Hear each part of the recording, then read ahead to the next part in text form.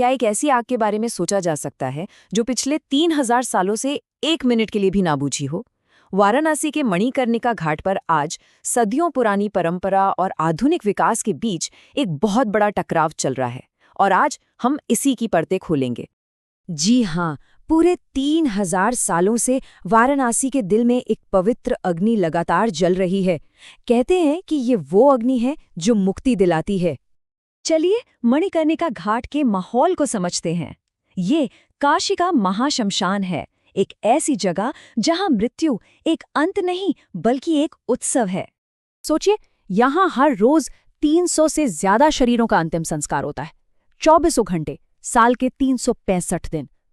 कहा जाता है कि दुनिया में मृत्यु एक फुल स्टॉप है, लेकिन मणिकर्णिका में ये सिर्फ एक कॉमा है। यहाँ जलने वाली हर चिता की आग उसी सदियों पुरानी ज्वाला से ली जाती है। मान्यताओं के अनुसार यहीं पर देवी सती की बाली गिरी थी, जिससे ये जगह एक शक्तिपीठ बन गई। यहाँ आने का सबसे बड़ा मकसद है मोक्ष, यानी जन्म और मृत्यु के इस चक्र से हमेशा के लिए आजादी। ऐसी मान्यता है कि यहाँ भगवान शिव खुद मृतक के कान में तारक मंत्र देते हैं, जिससे उसे तुरंत मोक्ष मिल जाता है। लेकिन आज यही 3000 साल पुरानी परंपरा एक नए खतरे का सामना कर रही है। तो सवाल ये उठता है कि जब 3000 साल पुरानी आस्था का सामना एक आधुनिक बुलडोजर से हो तो क्या होता है? जनवरी 2026 की रीडेवलपमेंट परियोजना ने इस प्राचीन स्थल को हमेशा के लिए बदल देने का एक अंदेशा पैदा कर दिया है। इस पूरी व्यवस्था के केंद्र में सिर्फ आग या रस्में नहीं है, बल्कि कुछ खास लोग हैं। तो चलिए इस पवित्र मशीनरी को चलाने वाले डोम समुदाय पर जरा गौर करते हैं।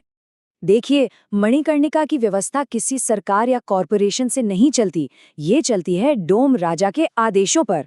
सामाजिक व्यवस्था में भले ही उन्हें अछूत कहा गया हो, लेकिन यहाँ वो मृत्यु के राजा हैं। उनकी दी हुई पवित्र अग्नि के बिना दाह संस्कार का कोई विधान ही नहीं है। डोम समुदाय का जीवन एक बहुत बड़े विरोधाभास में है। एक तरफ उनके पास मोक्ष की चाबियां हैं, एक अरबपति को भी उनकी आग की उतनी ही जरूरत है जितनी एक भिखारी को, और दूसरी तरफ उनकी असलियत बहुत कठोर है।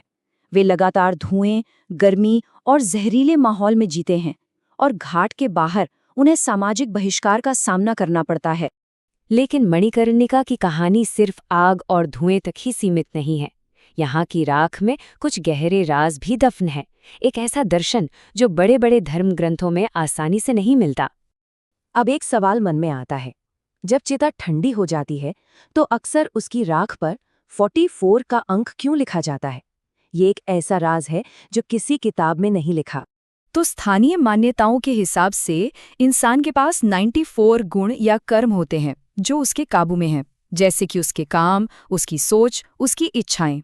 लेकिन 6 चीजें, जीवन, मृत्यु, लाभ, हानि, यश और अपयश, ये सिर्फ ईश्वर के हाथ में हैं। राख पर 94 लिखकर आत्मा अपने सारे सांसारिक हिसाब किताब बंद कर देती है। ये एक तरह से संपूर्ण समर्पण का प्रतीक है। ये दर्शन सिर्फ काशी तक ही सीमित नहीं है। बहुत पहले प्राचीन रोम में स्टोइक दार्शनिक कहा करते थे, मेमेंटो मोरी, यानी याद रखो कि तुम्हें मरना है। उनका मानना था कि मौत का चिंतन करने से जीवन बेहतर होता है। ठीक यही बात मणिकर्णिका पर अघोरी करते हैं। वे जलती चिताओं के बीच ध्यान लगाकर ये समझने की कोशिश करते हैं कि ये शरीर आखिर में सिर्फ मांस और लकड़ी ही तो है। अब आते हैं आज के सबसे बड़े टकराव पर और समझते हैं इस रीडेवलपमेंट के पूरे घटनाक्रम को, यानी विकास बनाम विरासत। जरा इस टाइमलाइन को देखिए।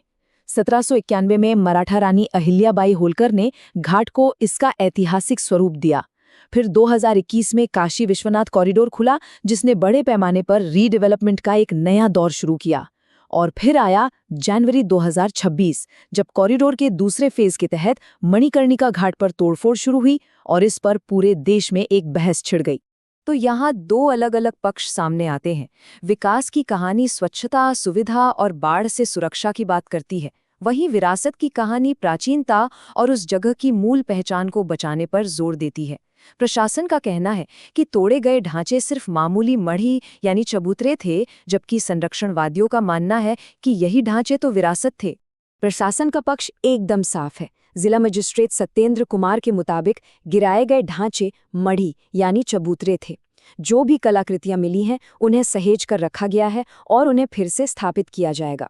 उनका तर्क यह है कि ये विकास विरासत को मिटा नहीं रहा बल्कि उसे और संवार रहा है। लेकिन इस आधिकारिक बयान के ठीक उलट रानी अहिल्याबाई की विरासत के संरक्षक खासगी देवी अहिल्याबाई होलकर चैरिटीज ट्रस्ट का दावा भावुक करने वाला है। वो कहते हैं, यह एक शर्मनाक काम है।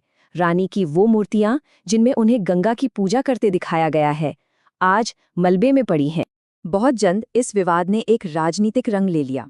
कांग्रेस पार्टी के मल्लिकार्जुन खड़गे ने इसे भद्दा सौंदर्यीकरण और व्यावसायीकरण कहा और सरकार की नीयत पर सवाल उठाया। क्या आपका इरादा इन भक्तों के साथ धोखा करना है? चलिए अब इस नई रीडेवलपमेंट योजना के नैतिक और कमर्शियल पहलुओं को समझते हैं। आखिर मोक्ष की कीमत क्या है? इस नए घाट में 18 चिता मंच होंगे, प्रदूषण नियंत्रण के लिए चिमनियां होंगी, लकड़ी के लिए एक वुड प्लाजा होगा और शोक मनाने वालों के लिए वेटिंग हॉल भी। लेकिन सबसे ज्यादा विवाद वीआईपी सीटिंग और पर्यटकों के लिए बनाए गए खास व्यूइंग एरिया पर हो रहा है। और यहीं से बात आती है डार्क टूरिज्म की।